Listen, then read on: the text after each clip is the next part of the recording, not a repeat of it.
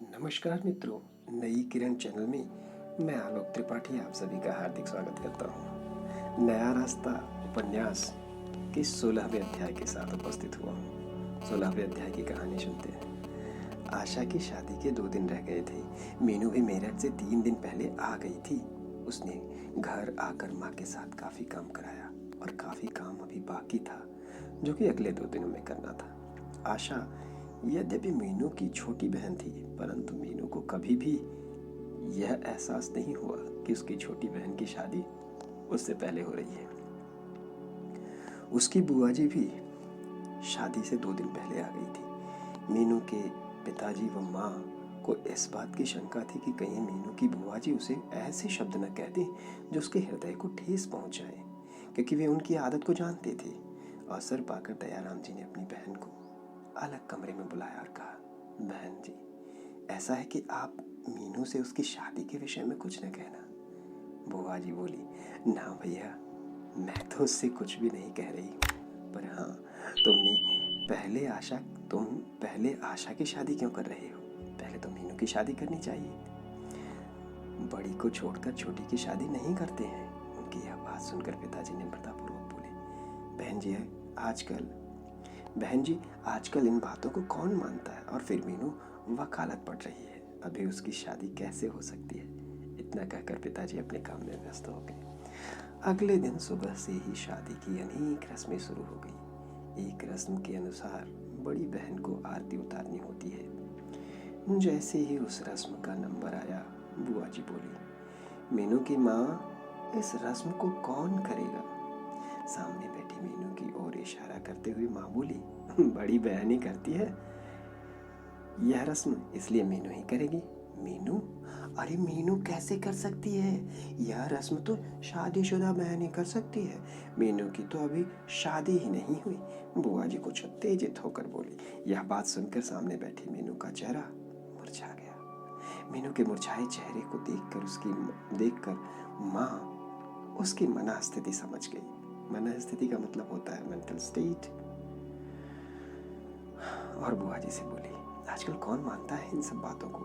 मीनू ही करेगी सारी रस्में। यह कहकर माँ पूजा का थाल सजाने लगी। ज्यों ही मीनू ने रस्में शुरू की, आस पड़ोस की सभी महिलाओं की कटाक्षपूर्ण निगाहों ने मीनू को बेचैन कर दिया। कटाक्षपूर्ण माने किसी को बहुत सरकास्टिकली आप देखें। सभी आपस में धीरे धीरे कटाक्ष करने लगे, मतलब टॉन्ट कर रहे हैं। उस समय मीनू का दिल हुआ कि उस पूजा की थाल को वहीं छोड़कर अंदर बिस्तर पर जाकर खूब रोए, परंतु उसने संयम से काम लिया। रस्म पूरी हो जाने के पर ही वह वहां से हटी। जैसे ही वह अंदर कमरे में गई, एकांत में उसका हृदय रो पड़ा। उसके नेत्रों से आंसू टपक पड़े। इतने में ही आशा ने कमरे में प्रवेश किया। आशा को देखकर उसने झटपट अपने आंसू पोंछे और अपने को संयत करके आशा से बातें करनी शुरू कर दी। अगले दिन घर में विशेष चहल पहल थी। काफी मेहमान आ चुके थे। बारात आने में कुछ ही घंटे रह गए थे। बच्चे एक समूह में एकत्रित होकर खेल रहे थे। सभी बड़े व्यक्ति काम में व्यस्त थे। शाम के समय कुछ रस्में होने के बाद आशा को तैयार होने के लिए ऊपर वाले कमरे में भेज दिया गया। मीनू व आशा की कुछ सहेलियों ने मिलकर उसे सजाया।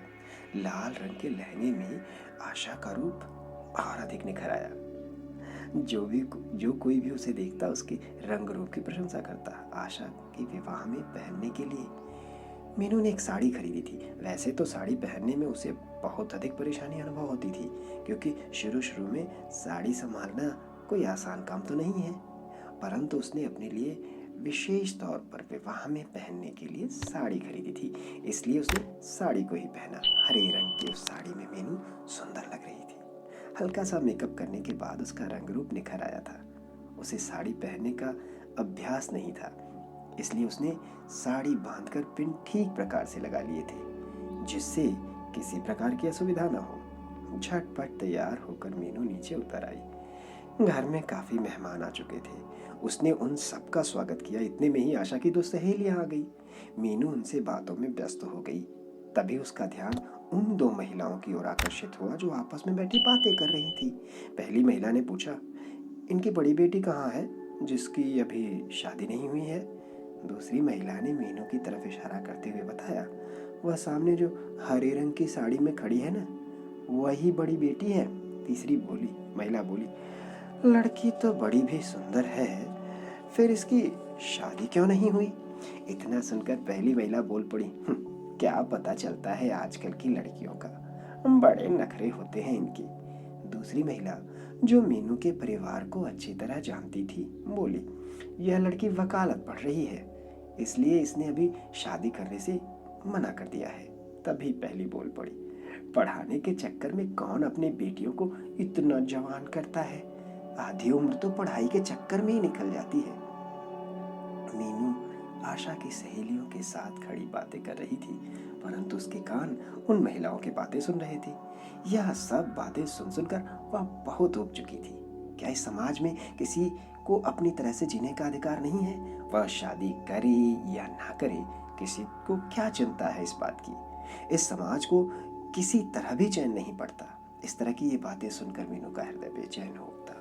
उसके हृदय की पीड़ा को कोई समझ नहीं पाता था। फिर मीनू के अंदर बहुत सहन शक्ति थी।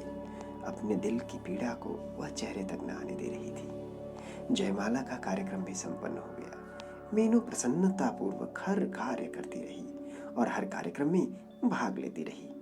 सुबह विदाई के समय आशा मीनू से लिपटकर खूब रोई थी। दयाराम जी उनकी पत्नी के नेत्रों से तो आंसू रुक ही नहीं पा रहे थे। यह कैसी विचित्र घड़ी होती है। माता पिता जिस बेटी का लालन पालन इतने वर्षों तक लाड प्यार से करते हैं, उसी बेटी को सदा के लिए दूसरे के हाथों में सौंप देते हैं। हर पल साथ रहने वाली बिटिया के लिए वह घर पराया हो जाता है। घर ही क्या, बिटिया भी तो पराया धन ही हो जाती है। जैसे ही आशा की विदाई हुई, माँ अंदर जाकर फूट फूट कर रो पड़ी। पिताजी के नेत्र भी जल से पूर्ण थे, परंतु उन्होंने अपने ऊपर संयम रखकर अपना काम शुरू कर दिया। माँ को इस तरह रोती देखकर मीनू को लगा कि वह कभी भी शादी नहीं करेगी और हमेशा ही माँ के पास रहेगी। माँ के प्रति एक विचित्र स्नेह उसके हृदय में उमड़ पड़ा। कितना कष्ट सहा है माँ ने हमारे लिए। उन्होंने हमारी हर खुशी व सुख सुविधा का ध्यान रखा है। अपनी बीमारी में भी सदैव उन्हें हमारी ही चिंता रहती है। पर यह कैसा रिश्ता होता है जो कि पल भर में बेटी को माँ से अलग कर देता है। इस तरह के अनेक विचार मीनू के मस्तिष्क में घूमने लगे। मीनू ने माँ को एक गिलास पानी पिलाया और सांत्वना देते हुए बोली, माँ आप रो मत। आप रो नहीं, आपकी एक बेटी ही तो विदा हुई है, दूसरी बेटी तो आपके पास ही है। यह बेटी आपको रोता हुआ छोड़कर नहीं जाएगी, यह आपके पास ही रहेगी। यह सुनकर माँ ने मीनू को अपने हृदय से लगा लिया और रुआंसे स्वर में बोली, नहीं बेटी, ऐसा न कहो। बेटी तो पराया धन ही होती है, वह अपने घर में ही शोभा देती है। इतने में ही दयाराम जी अपनी पत्नी को किसी काम के लिए बुलाकर ले गए। 4 दिन तक मीनू माँ के साथ घर के सभी काम करती रही। विवाह के बाद घर कितना अव्यवस्थित हो जाता है, उसे व्यवस्थित करने का कार्य मीनू ने ही किया। अब सब कुछ व्यवस्थित हो चुका था। घर का काम तो माँ स्वयं ही कर लेती थी। मीनू को अब अपनी पढ़ाई की चिंता हो चली थी। जब तक शादी के कार्य में व्यस्त रही, तब तक उसका ध्यान पढ़ाई की ओर नहीं गया। विवाह का संपूर्ण कार्य संपन्न हो जाने पर उसका ध्यान अपनी पढ़ाई की ओर गया।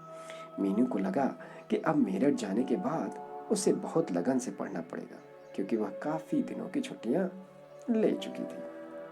उसने अपने माता पिता से मेरठ जाने की अनुमति ली। माँ को बिल्कुल अकेला छोड़कर जाना उसे अच्छा नहीं लगा, परंतु एक और माँ का स्नेह था, तो दूसरी ओर अपनी पढ़ाई की चिंता।